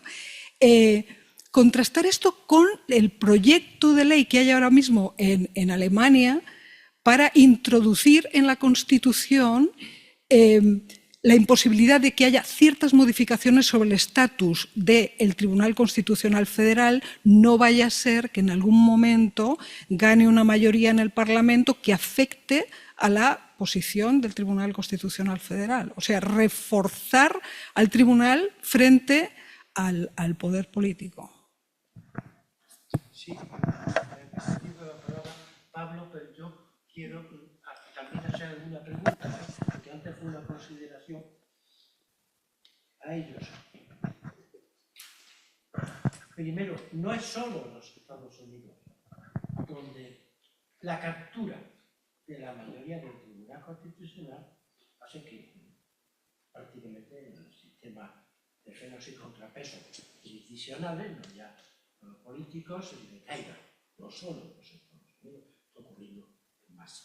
Y eso nos debe llevar a pensar si tiene que ser lo que en Alemania está pensando, si deben haber precauciones que puedan impedir, en la medida de lo posible, ese tipo de colonización que, al hacerse con la llave del sistema en general, pues entonces ya desaparecen los controles, los controles más importantes. Y luego es, antes os hice en la comida esa pregunta, pero ninguno de los dos os habéis acordado, habéis querido contestarla, si tiene que dejar como se ha dicho.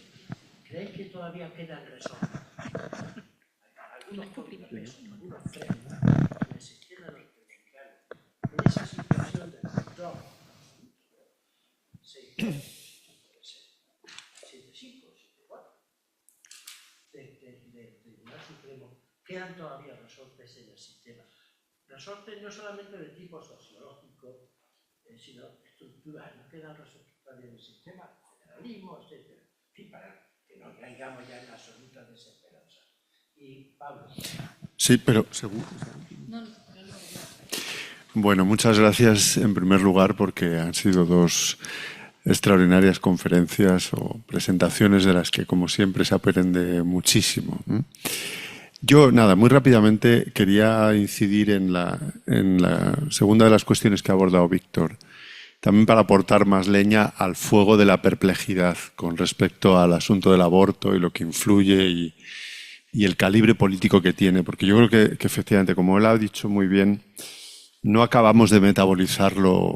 Yo me había tomado la molestia también cuando se conocieron las elecciones de ver qué había pasado en Missouri concretamente, ¿no? Trump gana en Missouri por 18 puntos y en cambio el referéndum gana por un poquito, pero gana, ¿no? Entonces hay algo ahí que no sabemos capturar, ¿no? Esto lo has puesto tú muy bien de manifiesto. Y luego esto enlaza con la Dobbs, ¿no? Por añadir, como decía Leña. Claro, Dobbs es, digamos, la respuesta a una ley de Mississippi que establece un plazo de 15 semanas. En España es de 14. Y en Dobbs uno puede leer a la mayoría de esa corte decir que dependerá, como has explicado tú muy bien, de los estados fijar las condiciones que pueden llegar en términos de plazo hasta el momento del nacimiento. Es decir, es de una laxitud bueno, que también tenemos que poner sobre el tapete, ¿no? De hecho, en el estado de Tim Walz, que él además ha hecho mucha campaña con respecto al asunto en Minnesota, es efectivamente así, ¿no? Bueno, nada más, era por añadir. Bueno, yo también quería empezar dando las gracias porque lo he disfrutado mucho. Ha sido unas ponencias de lujo y se han disfrutado muchísimo. Yo quería empezar por el primer Víctor. Es que no sé cómo distinguiros, ¿no? El primer Víctor. Yo no he tenido la impresión con la última sentencia que has mencionado en relación con las redes sociales, no he tenido una impresión tan clara. Creo que el tribunal se ha escaqueado un poco y se ha remitido a posteriores pronunciamientos. Lo que ha dicho es que sí, que se pueden establecer, o sea, que hay libertad de las plataformas, pero hasta cierto punto. Y ha reenviado el caso a las instancias inferiores para que le concreten exactamente en qué se han vulnerado esos derechos. Porque sí que, en cambio, hay otra sentencia, la de Missouri y Luisiana era, ¿no? Sí. Que habían demandado al gobierno Biden porque se había extralimitado presuntamente, estableciendo presiones a estas plataformas precisamente para defender un poco la desinformación relacionado con el tema del COVID y de las vacunas, y ahí el tribunal dice que no, que el gobierno puede emitir instrucciones. O sea, yo quería que me lo explicaras un poco más porque de lo que yo había leído no me había quedado con una una impresión tan categórica como la que tú has intentado transmitir en la... no sé si es que estabas en modo pesimista total y has dicho, me lanzo aquí al pesimismo, pero yo no he leído algo tan claro en contra de que no se pudiera establecer determinados controles o determinados límites. Más bien establece, sí, tienen libertad de expresión, pero vamos a ver hasta dónde y hasta cuándo. También es verdad, y yo creo que hay que insistir en lo que tú señalabas al principio, que se produce un efecto un poco contradictorio que a lo mejor posteriores sentencias lo intentan matizar, y es que precisamente los magistrados conservadores lo que intentan es dar libertad a las plataformas, pero que ahora, visto lo visto, yo creo que se van a tentar un poco porque van a ver que a lo mejor sí que hay que limitarlas más. Y yo creo que se han reservado esa posibilidad de limitarlas en posteriores sentencias, o por lo menos por abrir el lado un poco más optimista y no quedarme con esa imagen negativa. Y luego a Víctor Ferreres, también un poco relacionado con algunos comentarios, me ha extrañado un poco esa claridad que tenéis todos de esto de que tienen que ser claramente mandatos consecutivos. Yo es que me he acordado demasiado del caso de Putin, cómo iba alternando el ser presidente, primer ministro, ahora presidente, ahora primer ministro, cuando básicamente lo teníamos ahí todo el tiempo, ¿no? No sé, yo necesito que me lo aclaréis porque no lo tengo tan claro. Vale.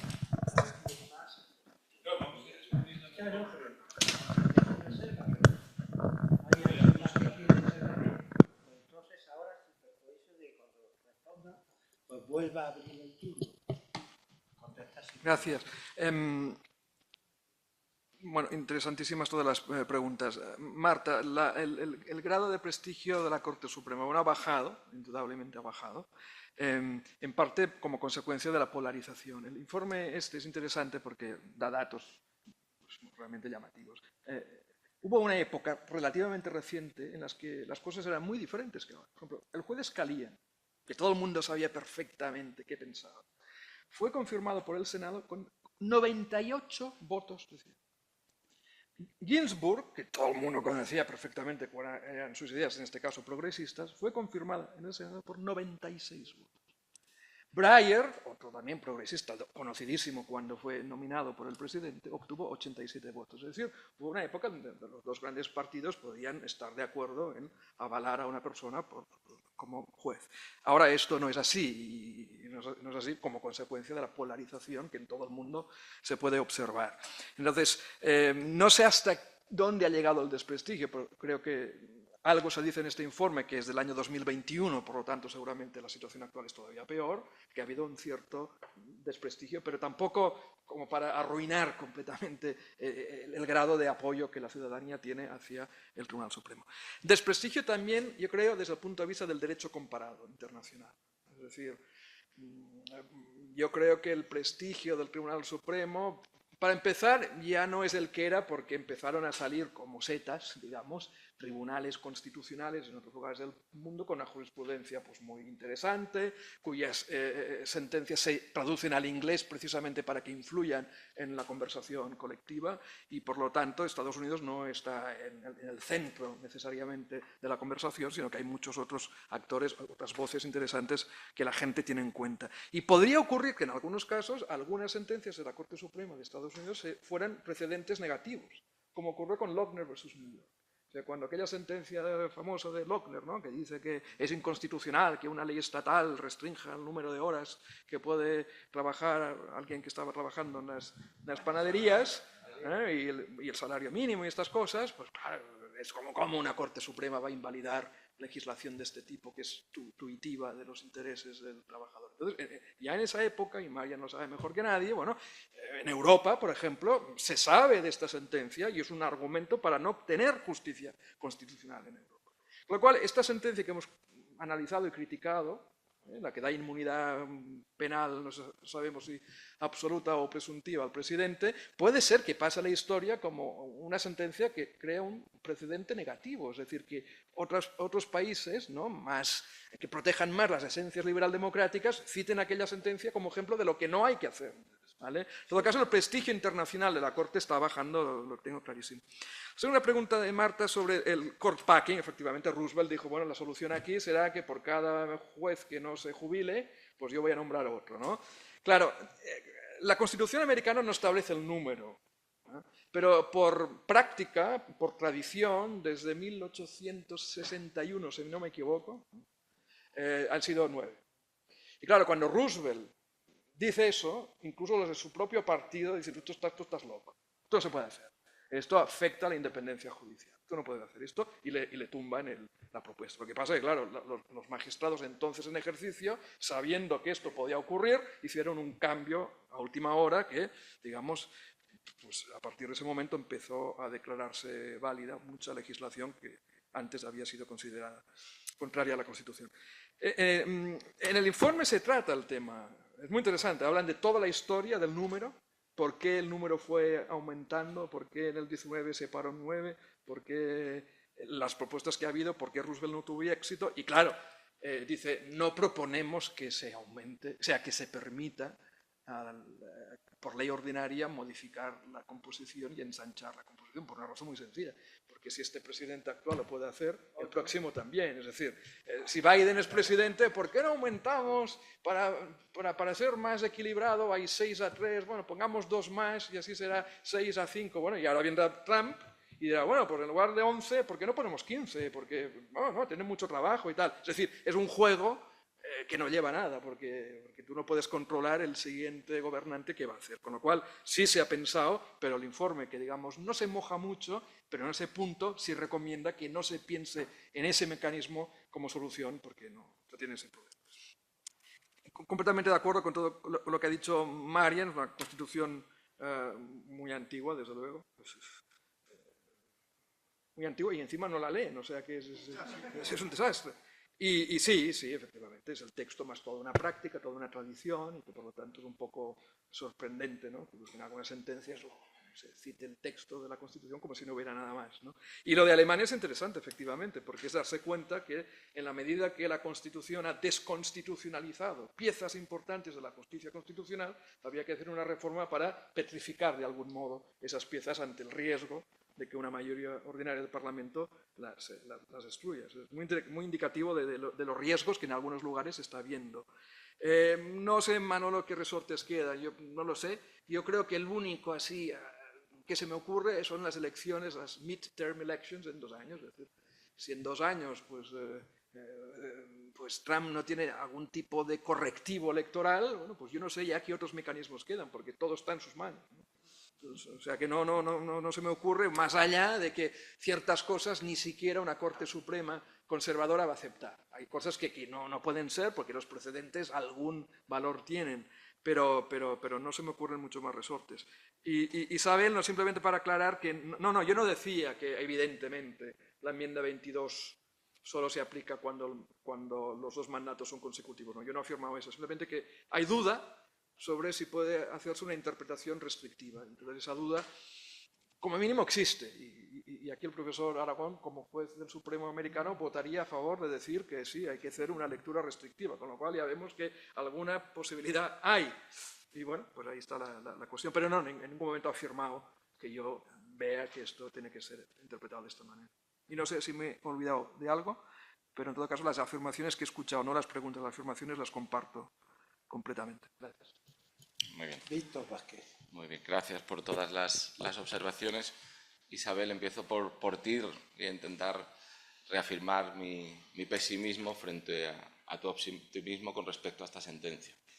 Es que date cuenta que quien recurre es un usuario. Es decir, son usuarios a los que les han cancelado contenido sobre la base de la política de moderación contra la desinformación respecto al COVID y contra la desinformación respecto a los resultados electorales. Lo que estos usuarios dicen es que fue la coerción del gobierno a las redes sociales la que provocó que a ellos les censuraran la libertad de expresión. Y lo que se cuida mucho decir la Corte Suprema todo el rato son 2 cosas. Uno, que no se puede demostrar la coerción a las redes sociales y que eso sería contrario a la Constitución porque sería must carry speech. Dice, las redes sociales tienen que ser soberanas en su propio foro y que, por lo tanto, en segundo lugar, no se trata de un supuesto de censura colateral, vicarial o interpuesta. Pero en esa sentencia, reiteradamente, se dice que no se ha podido demostrar la coerción, a pesar de que el secretario de Estado llamara, el argumento que usaban, ¿no? Como el gobierno federal puede cambiar el régimen fiscal de estas empresas y como el gobierno, hay que entender que cualquier llamada de atención es coercitiva, porque os tenemos agarrados. Pero dice, no se ha podido demostrar que sea un hecho coercitivo y, por lo tanto, un acto de censura colateral. Pero siempre se dice que son autónomas en su propio foro, que son soberanas para quitar lo que quieran de su canal de comunicación. Y además, ahí hay un voto particular conservador, no me acuerdo ahora exactamente de quién es, que dice, oye, pues mira, en Europa tienen la Digital Service Act, que sí que permiten regular y, por lo tanto, a lo mejor tendríamos que pensárnoslo, ¿no? Yo ahí sí que soy pesimista, sobre todo por la circunstancia fáctica de que ahora esas corporaciones digitales que antes, en un momento dado, se enfrentaron a Trump, ahora van a ser muy afines, sobre todo alguna de ellas. Con respecto a los contrapoderes, Manolo, y cogiendo un poco el guante de Pablo, ¿no? ¿Qué puede quedar? Las elecciones, o sea, es decir, si las elecciones dentro de 2 años son inequívocamente favorables al trumpismo, pues obviamente ahí tienes un problema. Y luego el federalismo. Y creo que hay cierta doctrina del federalismo conservadora de los nuevos federalistas, Donald Trump, la sentencia sobre la cláusula de comercio, ¿cómo se llamaba? Que la comentó Fernando Rey. Sí. ¿Cómo se llama? El caso que ahora puede jugar muy a favor la idea de los derechos de los estados para los demócratas. Es decir, que puede haber un redescubrimiento del federalismo por parte de los estados demócratas, creo que son 23 ahora mismo, ¿no? Los gobiernos de Macron. Creo que ese es el contrapoder. Como división vertical. Claro, como división vertical de poder. Creo que puede tener bastante juego. Y luego sobre el tribunal y si es un tribunal tan deplorable. Hombre, esta sentencia yo creo que tiene cosas que marcan un antes y un después. Yo subrayaba una cosa, Víctor, en varios pasajes. Dice, cuando habla de la inmunidad en el ámbito de sus poderes nucleares, dice, cualquiera que sea la intención o la finalidad del acto. Subraya la Corte Suprema. Es decir, si tú usas un poder presidencial para delinquir, ¿no? o para subvertir el orden inequívocamente, oye, aquí hay que confiar en que el poder ejecutivo tiene que estar absolutamente inmunizado. En una sentencia, en algún artículo que he leído, llaman una jurisprudencia Scottish, de Derek Scott. Es decir, que probablemente sea recordada como un punto de inflexión en el prestigio del propio tribunal. Y luego, Víctor, con respecto a la interpretación del límite de mandatos. Es que Roberts no es textualista. Nos mirábamos... Es decir, que Sí. ha dado varios ejemplos de, bueno, yo me abstraigo, busco la finalidad de la norma o incluso, en último término, atendamos al prestigio democrático de esta deliberación y, por lo tanto, yo tengo que dar alas a lo que ha querido el resultado de una votación y demás. Con lo cual, yo, y después de oírte a ti, que espero que no te oigan los asesores de Donald Trump, la posibilidad de, porque lo has argumentado muy bien, te podrían pinchar, la posibilidad de... Esto no se graba, ¿no? De Putin. Claro, la posibilidad del tercer mandato está ahí. Y luego, por último, Víctor, otra cosa cuando comentabas... Quitarán derecho comparado. Aquí, profesor. Claro. Yo no lo veo tan descabalado, porque... Tan tremendo. Vamos, que me habéis convencido entre los dos. Y luego lo de que el ejemplo, ¿no? Claro, de Estados Unidos y esta construcción de la figura del presidente. También ha habido influencia del exterior en Estados Unidos. Es decir, se llama la era del ejecutivo. Es decir, que ahí se ha comparado con Turquía, con China, con Rusia. Y dice, ¿por qué yo no? ¿Por qué yo no puedo ejercer un poder presidencial con la comodidad que mis rivales lo están ejerciendo? Hay algo de eso también. Claro, sí. O sea, no estoy atado. En fin, era Claro, solo eso. Solo una tontería de la que estábamos hablando comiendo, que Víctor ha dicho, y ahora cito la fuente, es el otro Víctor, no yo, pero que es para un estudio psicoanalítico, porque al final de la sentencia esta, donde se establece la inmunidad para Trump, para Trump, acaba diciendo esta inmunidad se aplica a todos los presidentes, a todos los ocupantes de la Oval Office, cualquiera que sea el partido. Naturalmente. Por las dudas. Es decir, Es curioso. O sea, bueno, entonces para todo el mundo, perdone, no. La había malinterpretado, no. Es curioso. Excusatio non Exacto. excusatio non petit. Claro. Por las dudas. Es curioso. Es la última frase prácticamente, ¿no? Por cierto, esto se aplica a cualquier presidente. Sí, no, claro. No. Estupendo. ¿Hay alguna otra intervención? Parece que no. Yo creo que es una hora prudente. Levantamos la sesión y muchísimas gracias a todos los presentes. Muchas gracias.